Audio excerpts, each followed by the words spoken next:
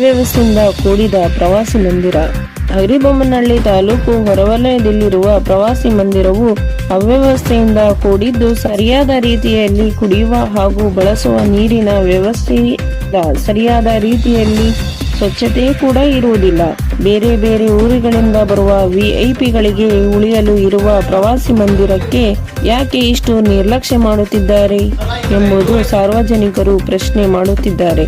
ಸರ್ಕಾರದಿಂದ ಹಲವು ಅನುದಾನಗಳು ಬಂದರೂ ಕೂಡ ಹಗರಿಬೊಮ್ಮನಹಳ್ಳಿಯ PW ಇಲಾಖೆಯು ಯಾಕೆ ಇಷ್ಟು ನಿರ್ಲಕ್ಷ್ಯ ಮಾಡುತ್ತಿದ್ದಾರೆ ಎಂಬುದು ಕೂಡ ಯಕ್ಷ ಪ್ರಶ್ನೆಯಾಗಿದೆ. ಪ್ರವಾಸಿ ಮಂದಿರದಲ್ಲಿ ಕೆಲಸ ಮಾಡುವ ಕಾರ್ಮಿಕರಿಗೆ ಸರಿಯಾದ ರೀತಿಯಲ್ಲಿ ವರ್ಷಾನುಗಂಟಲೆ ಸಂಬಳ ನೀಡದೆ ಸತಾಯಿಸುತ್ತಿರುವುದರಿಂದ ಈ ಅವ್ಯವಸ್ಥೆಗೆ ಕಾರಣವಾಗಿದೆ ಎಂಬುದು ಕೂಡ ಗಮನ ಹರಿಸಬೇಕಾದ ವಿಷಯವಾಗಿದೆ. ಇದಕ್ಕೆ ಸಂಬಂಧಪಟ್ಟ ಅಧಿಕಾರಿಗಳು ಈ ಸಮಸ್ಯೆಯನ್ನು ಬಗೆಹರಿಸಬೇಕೆಂದು ಸಾರ್ವಜನಿಕರು ನಮ್ಮ ಸುದ್ದಿವಾಹಿನಿಯ ಮೂಲಕ ಮನವಿ ಮಾಡಿಕೊಳ್ಳುತ್ತಾರೆ. ವರದಿ ಪ್ರಕಾಶ್ ಆರ್, ಸಿಡಿಲುಗುಡುಗು ಸುದ್ದಿವಾಹಿನಿ, ಹಗರಿಬೊಮ್ಮನಹಳ್ಳಿ. ನೋಡಿ ಬಂಧುಗಳೇ, ಇದು ಪ್ರವಾಸಿ ಮಂದಿರ ಲೋಕೋಪಯೋಗಿ ಇಲಾಖೆಯಿಂದ ಏನು ವಿಐಪಿಗಳಿಗೆ ಇದಕ್ಕೆ ಮಾಡಿರುವ ಈ ಐಬಿ ಬೀಗ ಹಾಕಿದೆ.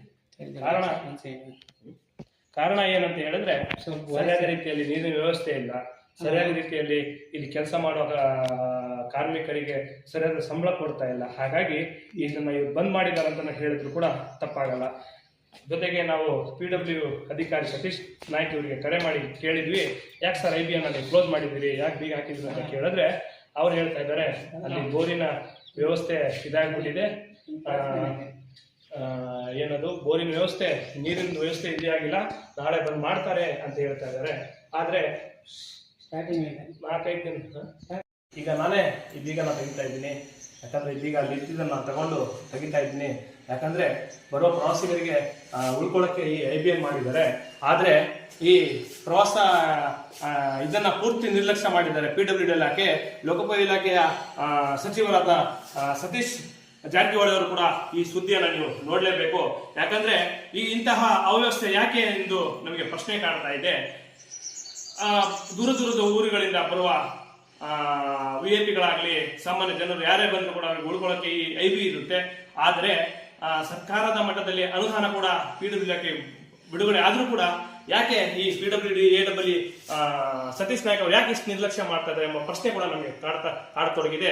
ಯಾಕಂದ್ರೆ ಇವತ್ತು ಈ ಹಲವಾರು ಜನ ನಾಯಕರುಗಳು ಬಂದು ಹೋದ್ರು ಕೂಡ ಇನ್ನು ಬೀಗ ತೆಗ್ದಿಲ್ಲ. ಆದ್ರೆ ಯಾಕಂದ್ರೆ ಇಲ್ಲಿ ನೀರಿನ ಅವ್ಯವಸ್ಥೆ ಪೂರ್ತಿ ಸರಿಯಾದ ರೀತಿಯಲ್ಲಿ ಇಲ್ಲ, ಆಮೇಲೆ ಕುಡಿಯುವ ನೀರಿನ ವ್ಯವಸ್ಥೆ ಇಲ್ಲ. ಹಾಗಾಗಿ ಇವತ್ತು ನೀವು ಈ ಸುದ್ದಿಯನ್ನ ಪ್ರತಿಯೊಬ್ಬರು ಕೂಡ ನೋಡಿ ಸಂಬಂಧಪಟ್ಟ ಅಧಿಕಾರಿಗಳು ಕೂಡಲೇ ಇದ್ರ ಬಗ್ಗೆ ಕ್ರಮ ವಹಿಸಬೇಕಂತ ನಾವು ತಮಗೆ ತಿಳಿದುಪಡಿಸುತ್ತಾ ಈ ಮುಂದಿಂದು ಒಳಗಡೆ ನಾವು ಇನ್ನು ಹೆಚ್ಚಿನ ಮಟ್ಟದಾಗಿ ತೋರಿಸ್ತೀವಿ. ಮುಂದಿಂದು ನೋಡ್ಕೊಳ್ಳಿ ಬನ್ನಿ. ನೋಡಿ, ಸುಮಾರು 500 ಲಕ್ಷಗಳಿಗೆ ಇದನ್ನ ಸ್ಥಾಪನೆ ಮಾಡಿದ್ರು. ಯಾರು ಹಾಸನದಲ್ಲಿ ಶಾಸಕರಾಗಿದ್ದ ಹೇಮರಾಜ ಭೀಮನಾಯ್ಕ ಅವರು ಇದನ್ನ ಉದ್ಘಾಟನೆ ಮಾಡಿದ್ರು ಮತ್ತು ಮಹಾದೇವಪ್ಪನವರು ಕೂಡ ಇದು ಉದ್ಘಾಟನೆಗೆ ಬಂದಿದ್ರು. ಆದ್ರೆ ನೀವು ನೋಡ್ತಾ ಇದ್ದೀರಿ ಯಾವ ರೀತಿಯಾಗಿ ಯಾವ ವ್ಯವಸ್ಥೆಯಾಗಿ ಚೇರುಗಳಿದ್ದಾವೆ ಅಂತ ನೀವು ದಯವಿಟ್ಟು ನೋಡಿ ಅಂತ ತಮ್ಮಲ್ಲಿ ನಾನು ವಿನಂತಿ ಮಾಡ್ತೇನೆ. ಯಾಕೆಂದ್ರೆ ಸರಿಯಾದ ರೀತಿಯಲ್ಲಿ ಅನುದಾನ ಇದ್ದು ಸರಿಯಾದ ರೀತಿ ಕಾರ್ಮಿಕರಿಗೆ ಅನುದಾನ ನೀಡಿದ್ರೆ ನೀರ್ತಿರ್ತದೆ, ಸ್ವಚ್ಛತೆ ಮಾಡ್ತಾರೆ ಅಂತ ಹೇಳಿ ನನ್ನ ಅನಿಸಿಕೆ. ಜೊತೆಗೆ ಬನ್ನಿ ನೋಡೋಣ ಒಳಗಡೆ ಹೆಚ್ಚು ಮಾಡಿ ತೋರಿಸ್ತೀನಿ. ನೋಡಿ, ಸರಿಯಾದ ರೀತಿ ಸ್ವಚ್ಛತೆ ಕೂಡ ಇದನ್ನ ಮಾಡಿಲ್ಲ. ನೀವು ನೋಡ್ತಾ ಇರ್ಬೋದು ಅವ್ಯವಸ್ಥೆ ಯಾವ ರೀತಿ ಶೌಚಾಲಯ, ನೀರಿನ ವ್ಯವಸ್ಥೆ ಕೂಡ ಇಲ್ಲ ಇದರಲ್ಲಿ.